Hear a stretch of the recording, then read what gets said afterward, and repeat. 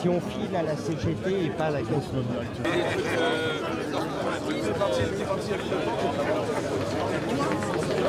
Dernière sommation, on va faire usage de la force. Je réitère la dernière sommation, nous allons faire usage de la force.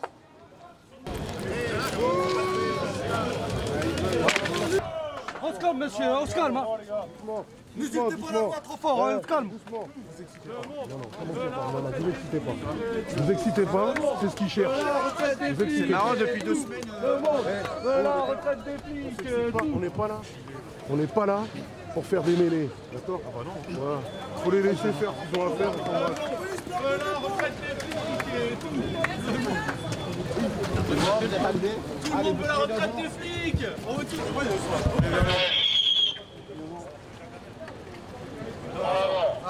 Allez, on avance. Les gars, on prend tout. Les gars, équilibrez à droite. Les gars, tirez à droite. Là-haut. Une section en moins, là. Un peu à droite, les gars. Voilà. Une section en moins, ils sont en train d'enlever les barricades, la 4. Il y a des camions, avancez, s'il vous plaît. On avance. Avancez, monsieur, s'il vous plaît. Allez, on avance. Avancez,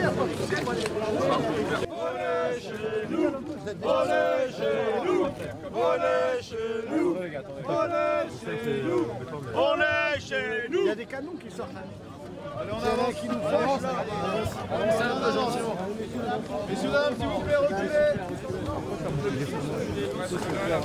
Les gars, bon, allez. Les gars, gentiment, mais on pousse quand même. Hein. Allez, les gars. On peut toujours aller marcher là-bas. Messieurs, dames, s'il vous plaît, vous reculez. Je vais avancer, mais devant moi, ils n'avancent pas. Allez, on avance, s'il vous plaît. c'est comme pour rentrer dans le métro. Chef, ils vont avancer devant, poussez pas madame, s'il vous plaît. Oui, Ne poussez pas madame, s'il vous plaît. Gentiment, ils vont avancer devant, elle va avancer. Ah non, mais ils vont marcher comme des moutons, frère. Oh.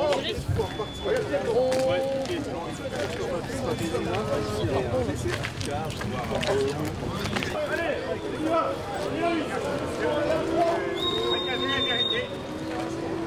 Allez, on pousse. La canne, on y va.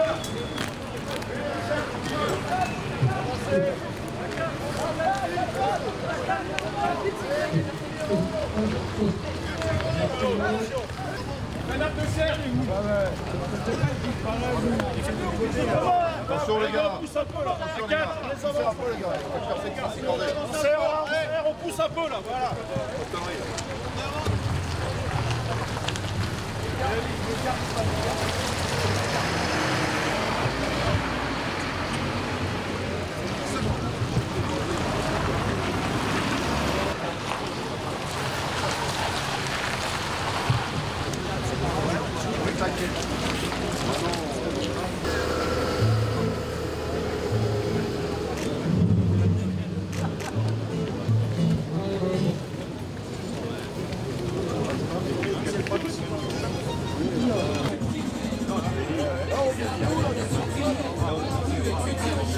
Ah ouais.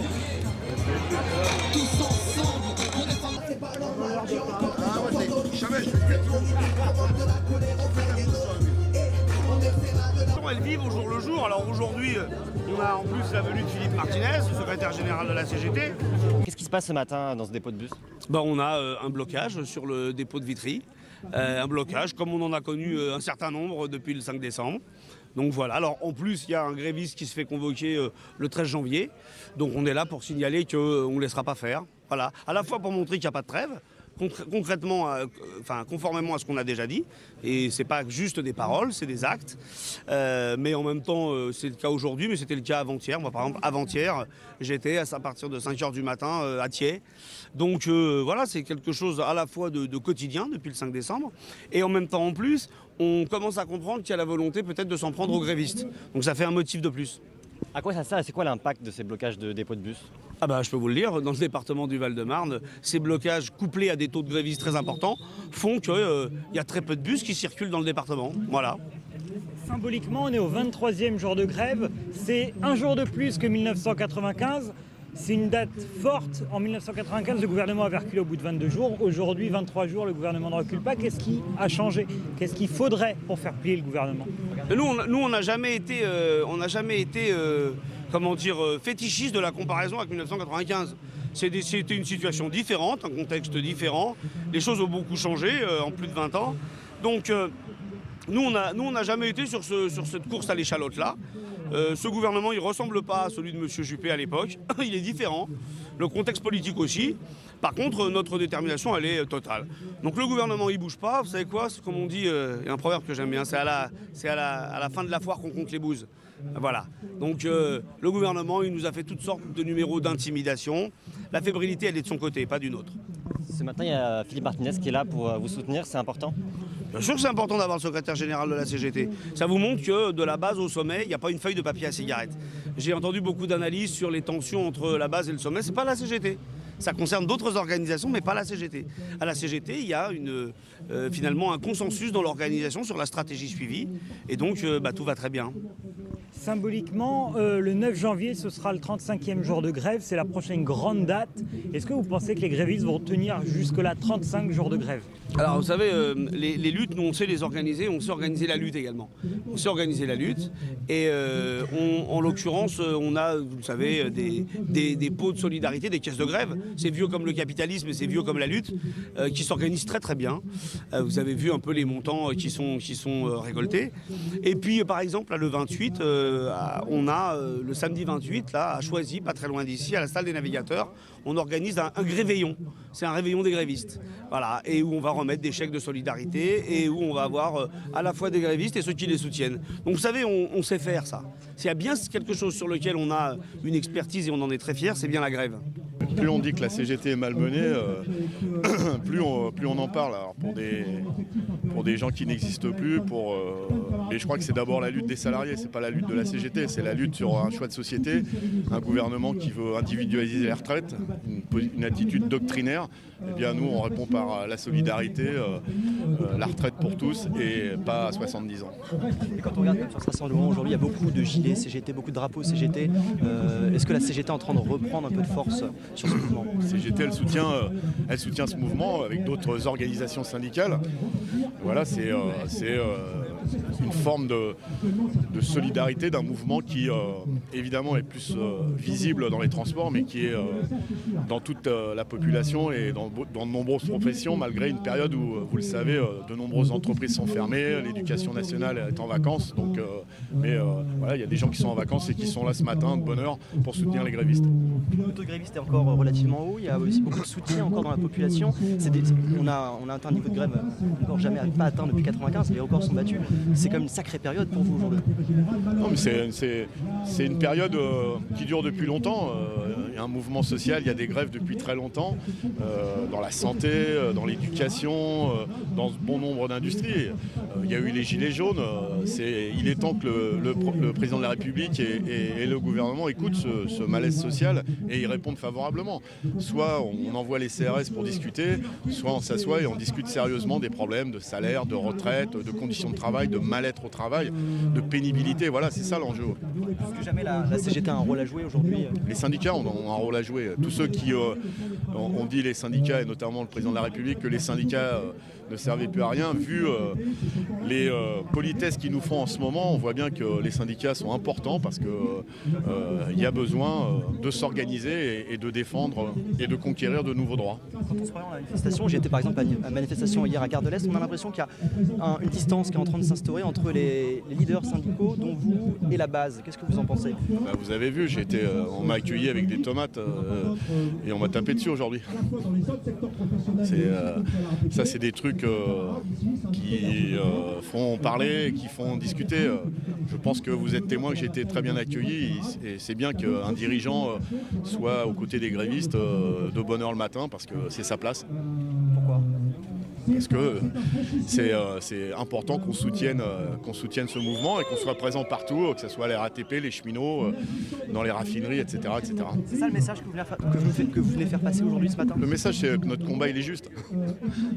Et quand il y a un combat juste et une opinion publique favorable, il ne faut rien lâcher.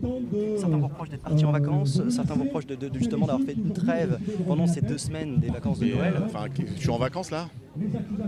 C'est ça que vous voulez dire aujourd'hui? C'est pas ça que je veux dire. On peut pas empêcher ceux qui n'aiment pas les syndicats de raconter des choses qui sont fausses. Voilà, ça fait partie de la vie. Et vous pourrez témoigner, vous, avec vos caméras, que je ne suis pas en vacances. Que la lutte va être dure, parce que pour beaucoup de jeunes, c'est le premier mouvement aussi, un mouvement voilà, de longue durée. Vous l'avez bien compris qu'on n'est pas dans une période de trêve. Les fêtes de fin d'année, on les a passées ici. Quotidiennement, on est là, on est présent avec l'aide, en tout cas, des profs. Donc, merci à tous d'être là aujourd'hui. Aujourd'hui, on m'accuse de blocage de centre-bus et d'insultes proférées envers les machinistes non grévistes. Donc voilà, et ça ne s'est jamais passé, il n'y a jamais eu rien de tout ça. On a simplement exercé notre droit. Et voilà. On chante sur la voie publique. Et il y a de la provocation aussi. Ouais, il y a de la provocation aussi de certains collègues. Et on a répondu en chantant. Et aujourd'hui, on nous accuse d'insultes. Donc voilà. On essaie clairement de casser du gréviste. Parce que clairement, en tout cas, dans notre centre-bus, on a montré qu'on a su impulser et donner un beau mouvement. Et on essaie de créer de la peur. Sauf que moi et tous mes camarades, il n'y a personne qui nous fait peur. Aujourd'hui, on exerce juste notre droit. Et même viré, je reviendrai ici. Merci à tous.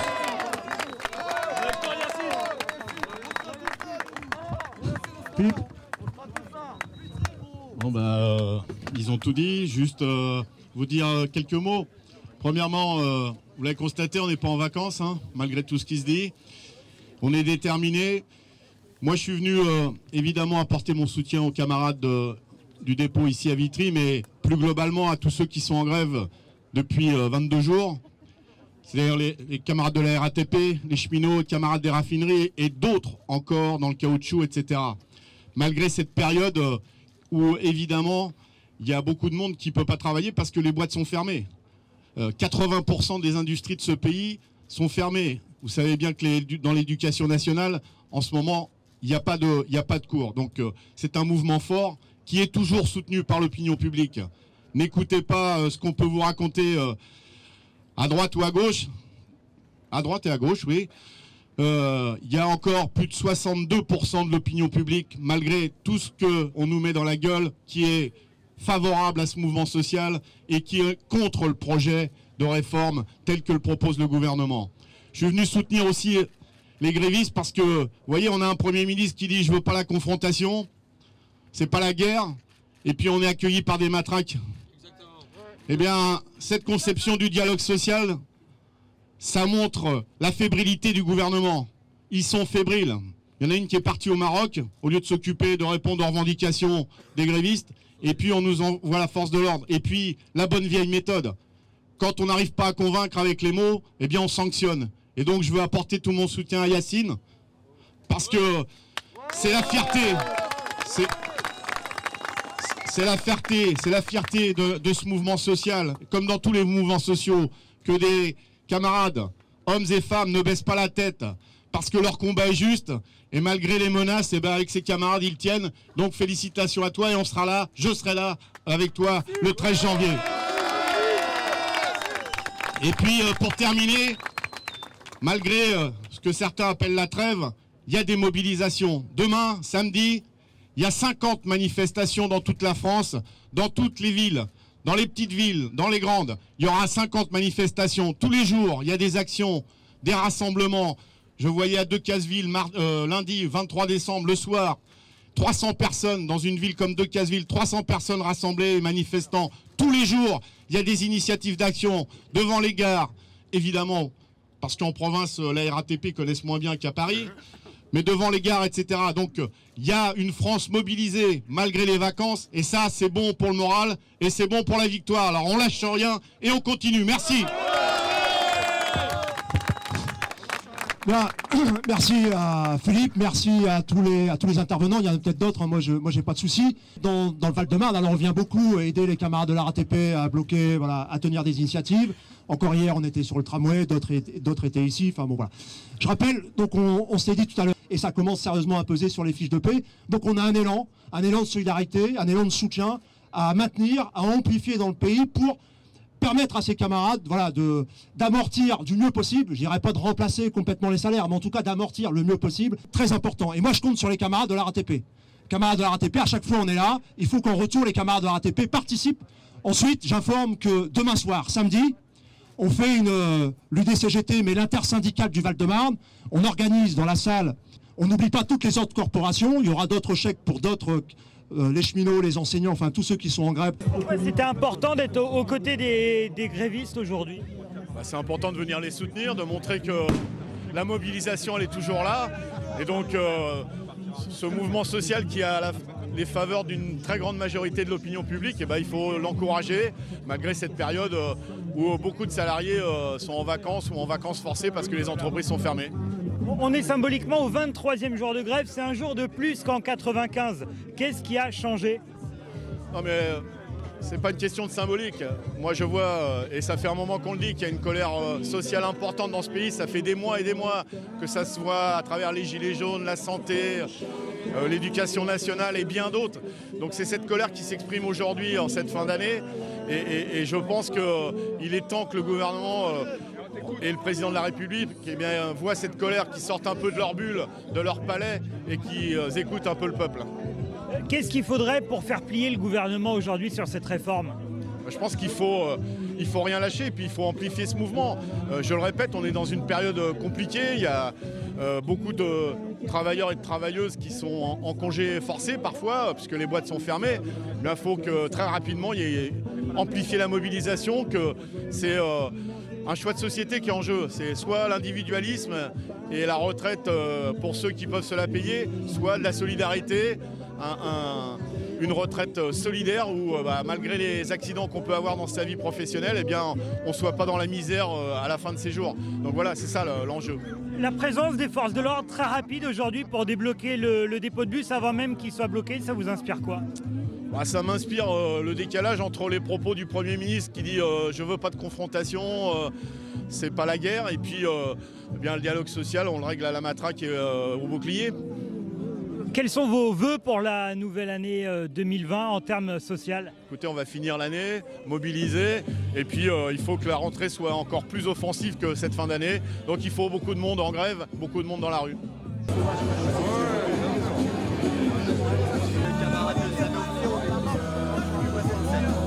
Le but de l'action, comment elle s'est déroulée?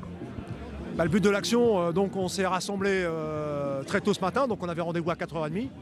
Voilà, donc on s'est mis évidemment devant la sortie des dépôts et on a tout de suite été nassés, on a tout de suite été repoussés pour éviter d'empêcher les bus de sortir. C'était pas notre but premier, et voilà, mais on a eu affaire là pour le coup à une intervention des forces de l'ordre un peu surprenante. Voilà, pour le coup, je dois l'avouer, on a été assez surpris de leur rapidité d'intervention. Donc voilà, donc on était là dans un cadre pacifique, on l'est toujours. Voilà, donc je suis assez moi-même surpris, quoi. Voilà, mais bon, ça fait partie, je pense, de la stratégie du gouvernement. Voilà, de tenter de nous intimider, de tenter de nous réprimer comme ça. Bon. Mais ils ne gagneront pas de cette façon, au contraire, parce que ça énerve encore plus les gens, ça les radicalise. Le soutien de Philippe Martinez ce matin, il est important?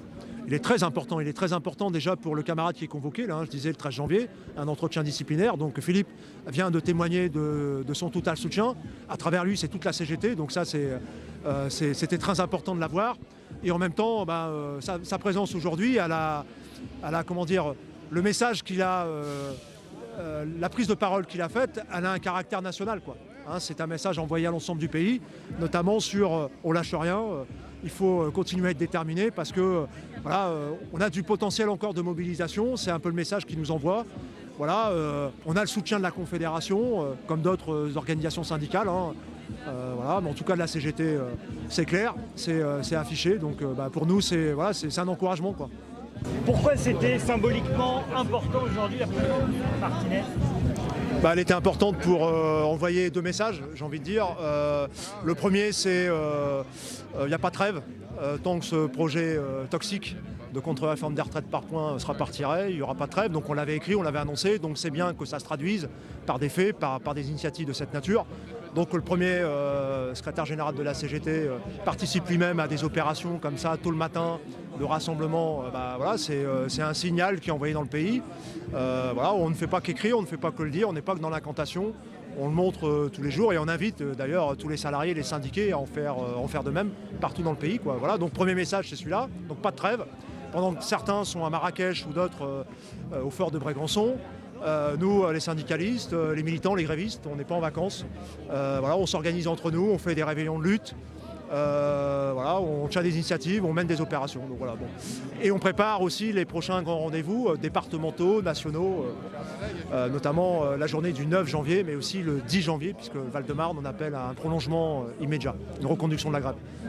Donc voilà, donc premier message c'est celui-là. Le deuxième message ce matin, il était singulier ici à Vitry-sur-Seine, puisqu'on on a affaire à une première tentative d'intimidation de salariés grévistes, puisque la direction de ce site ici à Vitry a décidé donc de convoquer un salarié pour un entretien disciplinaire, donc le 13 janvier prochain, en l'accusant de toute une série de motifs qui sont pas tenables.